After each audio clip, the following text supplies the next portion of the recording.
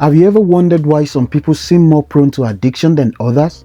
It's not just willpower, genetics play a powerful role. In this video, we delve into the complex interplay between your genes and your risk of addiction.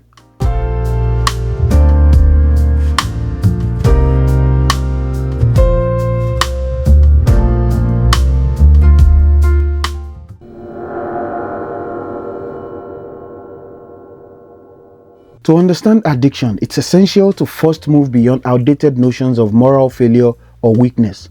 Medical research now classifies addiction as a chronic brain disorder, not merely a series of bad choices. Like heart disease or diabetes, addiction arises from a convergence of risk factors that include biological, psychological, and social influences. This complexity means there is no single cause of addiction. Instead, it emerges when vulnerabilities align. One of the most significant biological vulnerabilities is genetics, which can predispose individuals to addiction long before they ever use a substance. Scientific studies, particularly those involving twin, family, and adoption research, have consistently shown that genetics account for 40% to 60% of a person's risk of developing a substance use disorder. This doesn't mean that addiction is inherited in a straightforward way like eye color or blood type.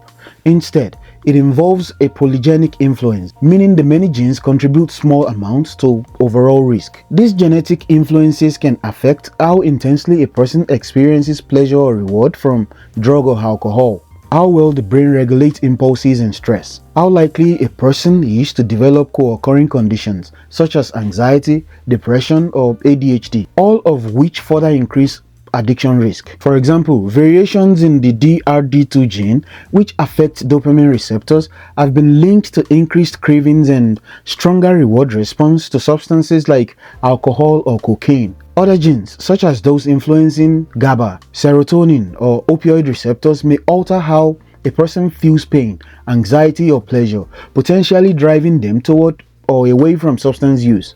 It's important to emphasize that genetic predisposition does not mean predetermination. Just because someone carries certain genetic markers does not mean they will inevitably become addicted. Instead, their level of risk is elevated, and that risk may be activated or suppressed by other influences, especially the environment they live in. For instance, someone with a genetic vulnerability may never develop an addiction if they grow up in a nurturing, structured, and drug-free environment. Conversely, another person without strong genetic risk factors might still fall into addiction if exposed to trauma, peer pressure, or early access to substances. This underscores the biopsychosocial model of addiction, where biology, that is your genes, psychology, that is your mental health, personality, and social environment and family, community, culture, all interact to shape your outcomes. This deeper understanding of the genetic foundations of addiction is not just academic, it has practical and ethical implications. It helps reduce stigma by showing that addiction is not simply a moral failing. It encourages early intervention and prevention strategies for individuals with a family history of addiction. It supports personalized treatment approaches that take genetic risk into account, such as pharmacogenetic matching medication types and doses to a person's unique genetic profile. By examining the biological roots of addiction, we move closer to treating it as the medical condition it truly is, one that requires compassion, science-based care, and public understanding.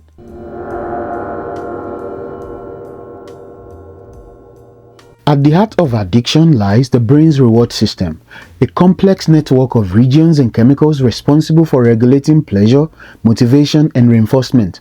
This system plays a critical role in shaping human behavior, particularly in response to rewards like food, social connection, or achievement. However, it is also the primary target of addictive substances. Genes serve as blueprints for the proteins that regulate nearly every function in the human body, including those in the brain. Among the most important proteins are those involved in neurotransmission, the process by which nerve cells communicate using chemical messengers. One of the key neurotransmitters involved in addiction is dopamine, which is central to the experience of reward and reinforcement. When a person engages in pleasurable activity or uses a drug, dopamine levels spike, creating a sense of euphoria or relief. Over time and with repeated use, this system can become dysregulated. Several genes influence how the dopamine system functions. For example, the DRD2 gene encodes a receptor that receives dopamine signals. Certain variants of this gene result in fewer dopamine receptors, which may cause individuals to experience less natural pleasure and therefore seek stronger stimuli such as drugs or alcohol. The COMT gene affects how quickly dopamine is broken down in the brain. Variations in this gene can lead to either excessive dopamine breakdown or buildup, both of which may influence addiction-related behaviors. Other neurotransmitter systems also play critical roles. The GABA, or gamma-aminobutyric acid system, which helps calm neutral activity, is influenced by genes like GABRA2. Variants in these genes have been linked to increased risk of alcoholism, particularly in individuals with co-occurring anxiety. Likewise, genes that affect the serotonin system, such as SLC6A4, may shape mood regulation and impulse control factors that influence a person's likelihood of engaging in risky behavior, including substance use. Not everyone responds to drugs in the same way. Some people feel euphoric after one use, while others may feel sick, anxious, or unaffected. Those differences are not random. They often trace back to inherited genetic differences in how the brain processes substances. For example, individuals with a certain variant of the OPRM1 gene, which codes for the brain's primary opioid receptor, are more likely to experience intense pleasure from opioids. This can make them more susceptible to addiction, as the reinforcing effects are stronger and more rewarding for them than for others. Genetic differences also influence how quickly substances are metabolized and cleared from the body. Slow metabolizers may experience prolonged drug effect, while fast metabolizers may be more prone to repeated use or to maintain the desired state. These psychological differences can dramatically impact a person's pathway to addiction. Understanding these genetic variations has real-world applications in addiction treatment. The emerging field of pharmacogenetics, the study of how genes influence a person's response to medications, holds promise for tailoring addiction treatment to the individual. For example, some individuals respond better to naltrexone, a medication used to treat alcohol and opioid use disorders, if they carry a particular variant of the OPRM1 gene. Others may benefit more from buprenorphine or methadone, depending on how their genetic makeup affects opioid receptor sensitivity. By identifying these genetic differences, clinicians can move away from one-size-fits-all treatment models and instead provide targeted, evidence-based care that takes into account a person's biological profile. This can improve outcomes, reduce relapse rates, and help individuals find the right intervention more quickly.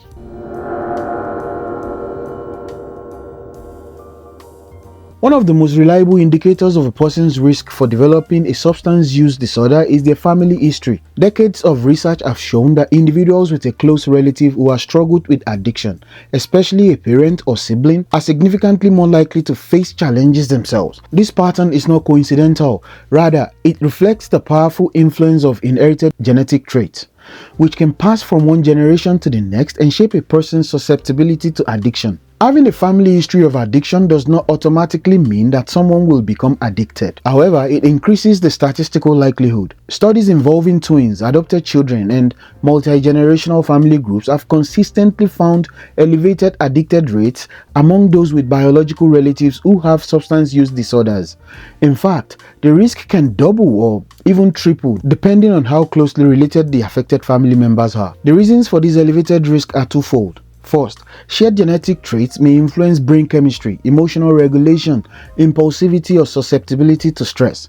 Second, families often share environmental factors such as exposure to trauma, social modeling of substance use, or inconsistent parenting styles, which can reinforce addictive behaviors. However, even when environmental factors are controlled for, such as in adoption studies, genetic links remain strong. This suggests that while environment matters, genetics are a key driver behind familial patterns of addiction. When addiction runs in families, the transmission is not usually tied to a single gene. Instead, it reflects a combination of inherited traits that, when present together, create a fertile ground for substance use to take root.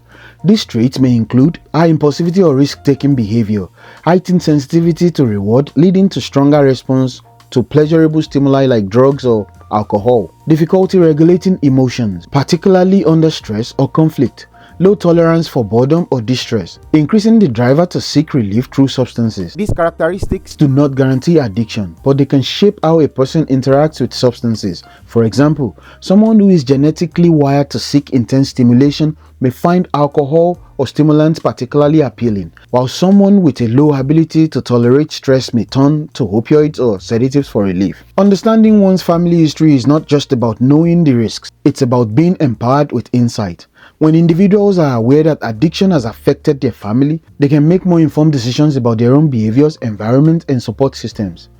This awareness can encourage early intervention when signs of substance misuse begin to emerge. Inform healthcare providers, allowing them to monitor the red flags and personalize treatment. Motivate individuals to engage in protective behaviors, such as avoiding high-risk social situations, building emotional regulation skills, and seeking therapy when needed. Moreover, clinicians and counselors often use family history as a core diagnostic and treatment planning tool.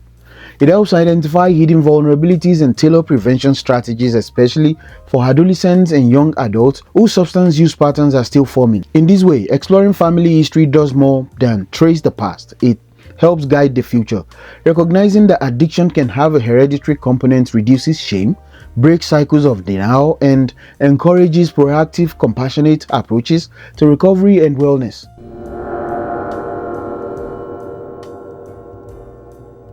While genetics undeniably influence a person's vulnerability to addiction, they are only one piece of a much larger puzzle.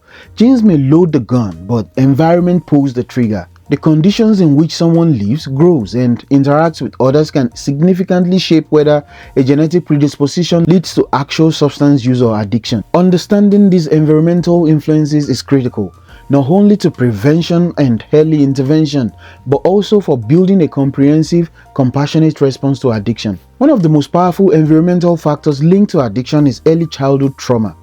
Experiences such as abuse, neglect, exposure to domestic violence, or the loss of a parent can profoundly disrupt emotional development and stress regulation. These experiences are often captured in what is known as adverse childhood experiences. The more ACEs a person has, the higher their risk for a range of negative health outcomes, including substance use disorders. Trauma can alter brain structure and function, especially in areas involved in emotion regulation, decision making, and impulse control. In a vulnerable brain, substances may become a way to self-medicate emotional pain or numb psychological distress. The social environment also plays a major role in shaping addiction risk. Peer pressure, cultural norms, and family attitude towards drug and alcohol use can either buffer against or promote substance use.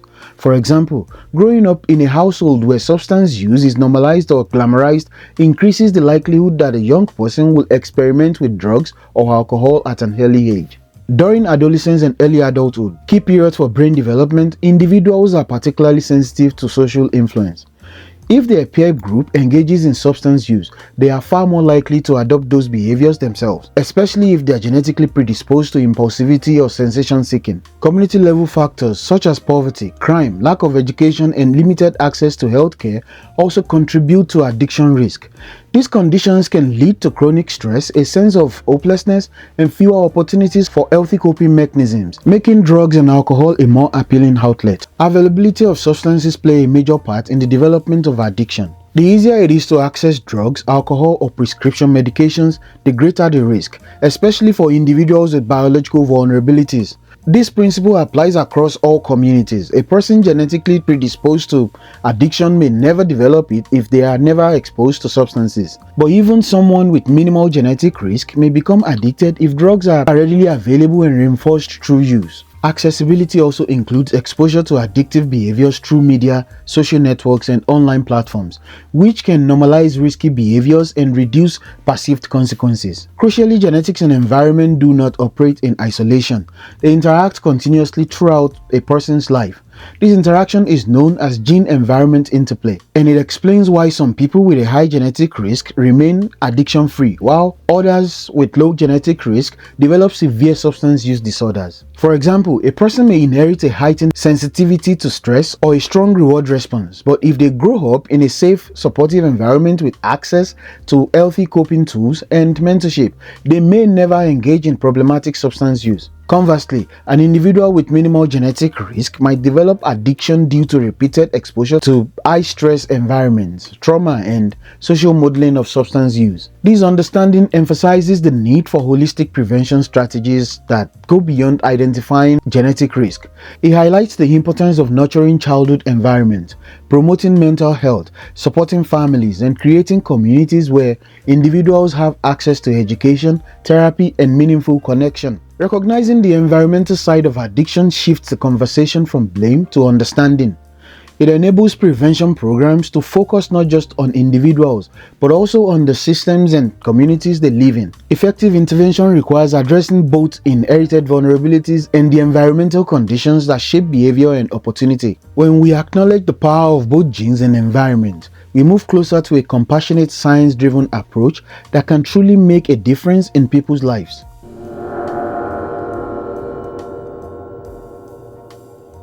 As science continues to deepen our understanding of addiction, we are moving closer to a future where treatment is not only more effective but also more personalized. The growing field of genetic research and biotechnology is transforming how addiction is understood, diagnosed, and managed. By identifying the genetic factors that contribute to substance use disorders, healthcare providers are beginning to shift from generic one-size-fits-all approaches to more targeted, individualized strategies. This transformation holds immense promise for prevention, early intervention, and recovery support. One of the most exciting developments in addiction science is the use of genetic testing to identify risk. Although we are still in the early stages of fully integrating this into clinical practice, the ability to screen for certain genetic markers can help flag individuals who may be at elevated risk of developing substance use disorders. For example, tests may reveal variants in genes that affect dopamine receptors, opioid receptors, or serotonin transporters, all of which can influence how a person responds to substances. These insights can be especially valuable for young people with a family history of addiction, helping parents, schools, and healthcare providers implement early and preventive strategies. In clinical settings, understanding a patient's genetic risk profile can also help doctors make informed decisions. If someone is known to be highly sensitive to opioids, for instance, non-opioid alternatives might be prioritized for pain management to reduce the risk of dependency. Similarly, individuals who metabolize alcohol or other substances differently may require customized support to avoid complications or heightened addictive potential. Genetic research is also revolutionizing the treatment landscape. The field of pharmacogenomics, which studies how genes affect a person's response to medications, is allowing doctors to tailor addiction treatments in ways that were never before possible. This is especially valuable when treating complex cases involving co-occurring mental conditions, which often require precise medication management. For example, some individuals respond better to naltrexone, a medication used to reduce cravings for alcohol and opioids, if they carry a specific variant of the OPRM1 gene. Those with genetic profiles indicating faster metabolism of medications may require adjusted closing schedules to maintain effectiveness. Medications for nicotine addiction, such as bupropion or varenicline, may have variable success depending on a person's genetic makeup. Beyond medication, genetic insights can also inform behavioral therapy approaches. Someone with a genetic predisposition toward anxiety or impulsivity may benefit from a treatment plan that includes trauma-informed therapy, mindfulness-based interventions, or emotional regulation training, alongside traditional recovery strategies. The scientific community is rapidly uncovering more about the genetic architecture of addiction. Genome-wide association studies, which scan large populations for patterns in DNA, have already identified dozens of genetic variants linked to different forms of addiction. As this research matures, it will likely reveal not just single risk factors, but complex combinations of genes that interact with each other and with environmental variables to shape behavior and brain function. In the future, we may be able to develop predictive algorithms that combine genetic, psychological, and environmental data to assess addiction risk with remarkable precision. This could lead to proactive, preventative health strategies that begin in childhood or adolescence, long before substance use begins. There is also potential for new therapies based on genetic insights, such as treatments that target specific brain pathways with high precision, or even gene editing technologies that one day might correct biological vulnerabilities before they express as disease. Though such advances are still years away, the trajectory is clear.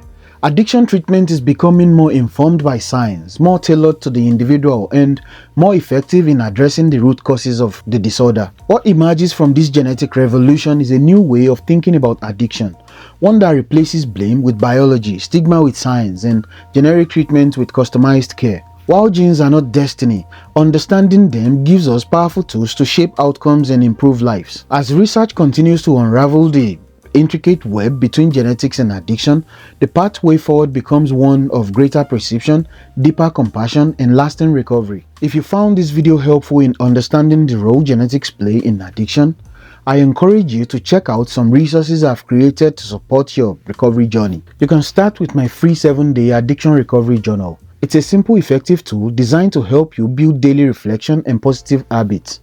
When you're ready, the 30-day addiction recovery journal offers a deeper, more comprehensive plan with guided exercises to keep you moving forward. And for a full detailed roadmap, there is the ultimate guide to overcoming addiction, steps, tools, and resources. It dives into the science, mindset shifts, and practical steps to reclaim your life. I've created all these tools with the latest research in mind, including genetics and personalized approaches, so you get support that truly fits your needs. You will find the links to these resources in the description below. Remember, recovery is a journey and you don't have to do it alone. I'm here with you every step of the way.